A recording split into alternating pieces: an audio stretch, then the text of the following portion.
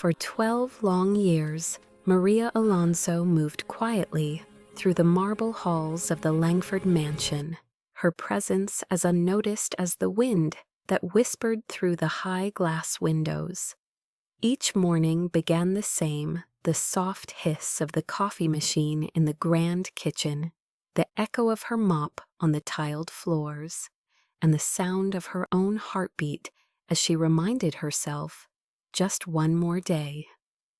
Maria had come to the city when life in her small coastal village had become impossible.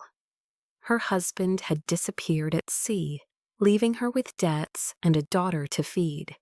She'd promised little Clara a better life, and though that promise had cost her years of quiet sacrifice, Maria never complained.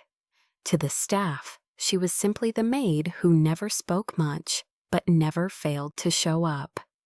The mansion's owner, Ethan Langford, was one of the richest men in the city, known for his cold efficiency, his polished speeches, and his disinterest in anything that didn't have a price tag.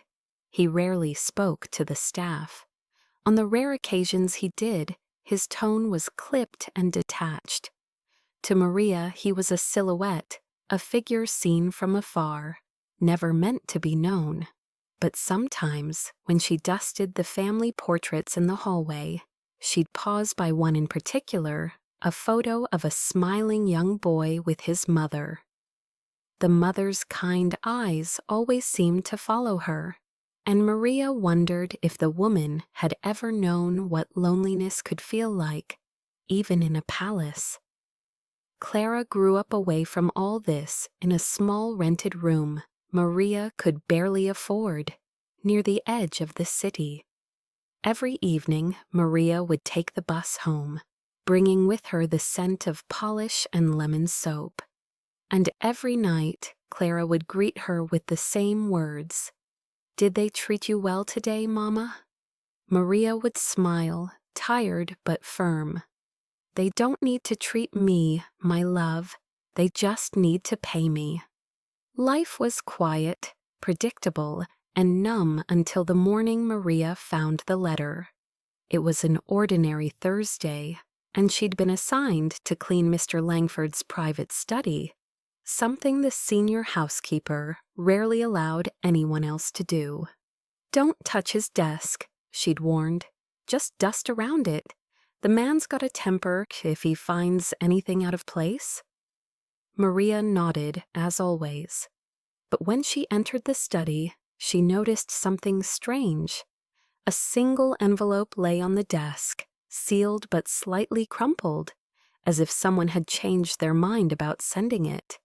The handwriting was delicate, clearly not Mr. Langford's. Her instinct told her to look away, but curiosity, quiet and aching like a whisper, made her glance closer. The name written on it stopped her heart for a moment. To Maria Alonso. Her fingers trembled. She looked around the room, empty, silent, vast. Carefully, she picked up the envelope. Her name. No one in the mansion ever used her full name. No one even noticed her enough to know it. She sat down slowly on the edge of the leather chair, her hands shaking as she broke the seal. Inside was a letter written in elegant script, and as she read the first few lines, her world began to tilt. "Dear Maria, if you are reading this, it means you have stayed longer than most would have. I never thanked you not once for the years you've spent keeping this house in order. I know you by name because my late wife, Elena, spoke of you often. She said there was a woman who cleaned our home with such grace that even silence seemed softer after she left. Before she passed away, Elena left something for you. She said you reminded her of herself when she was young, full of dreams that life tried to quiet. There's a small box in the second drawer of this desk. It belongs to you." Maria's breath caught. She stood up, tears already blurring her vision. Her hands moved to the drawer, hesitating before she pulled it open. Inside lay a small wooden box, polished and plain, tied with a faded blue ribbon. Inside, beneath a folded note, was a photograph, a young woman, smiling with a baby in her arms.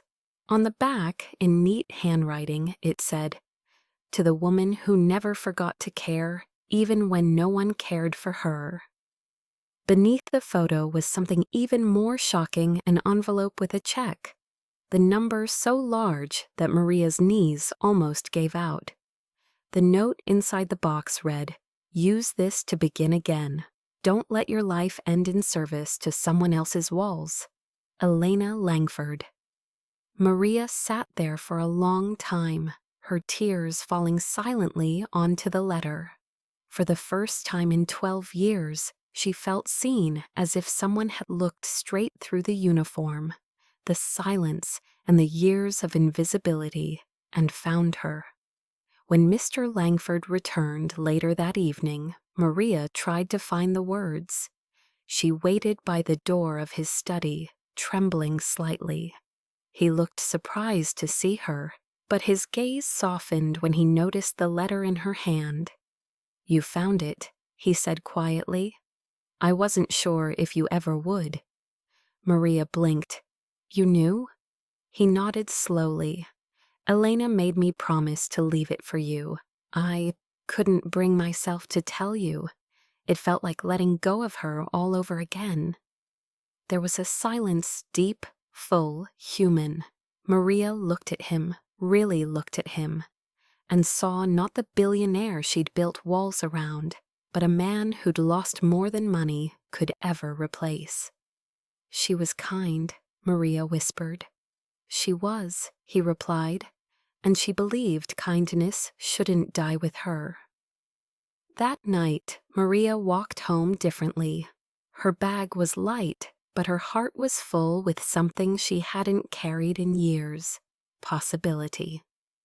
If you're enjoying this story so far, don't forget to like, comment, and subscribe. For more calm, emotional stories that remind us that kindness still changes lives. The next morning, sunlight fell differently through Maria's small apartment window. It painted the faded curtains in gold, turning the old wooden floor warm again. Clara was still asleep, her head buried in her pillow, strands of hair brushing her cheek. Still just a teenager, still dreaming of a future her mother had promised long ago. Maria sat at the small kitchen table, holding the letter and the check. The amount could change everything: Clara's education, their home, the way the world looked at them. But more than that, it changed how Maria saw herself. For 12 years, she'd been invisible, a shadow in another person's story. But that letter reminded her that kindness leaves echoes, even in places where it seems forgotten. Someone had seen her worth. Someone had remembered. When Clara woke, rubbing her eyes, Maria smiled softly and said, "We're going to make a new start, my love." Clara frowned. Did something happen at work? Maria hesitated, then slid the letter across the table. As her daughter read, her eyes widened, then filled with tears. "She left this for you? Mama, this means—" "Yes," Maria interrupted gently, placing a hand over hers. "It means we can finally stop surviving and start living." Later that week, Maria returned to the Langford mansion one last time. The house was quiet, as always, but now it felt different, as if the walls themselves were aware she was saying goodbye. She polished the railing, straightened the flowers, and then stood by the window, where she'd once stared out, and wondered if life would ever change.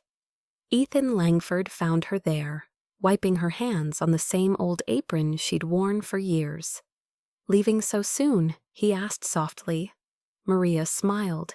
"It's time. I think your wife knew it before I did." He nodded, eyes distant. "She always did see the best in people."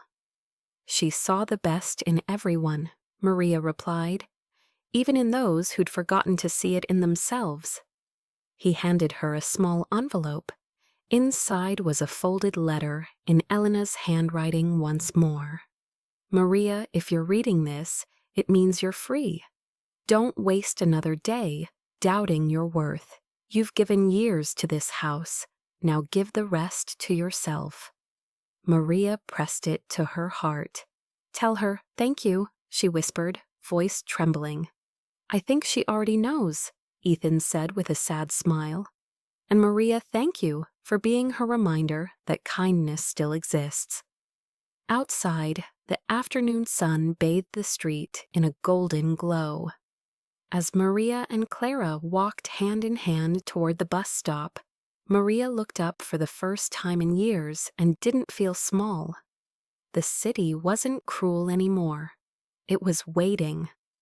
And as she folded the letter once more into her bag, she whispered to herself, kindness never disappears. It just finds its way back when you least expect it. Thank you for listening to this story. If it touched your heart, please like, comment, and subscribe. For more calm emotional stories about love, hope, and second chances.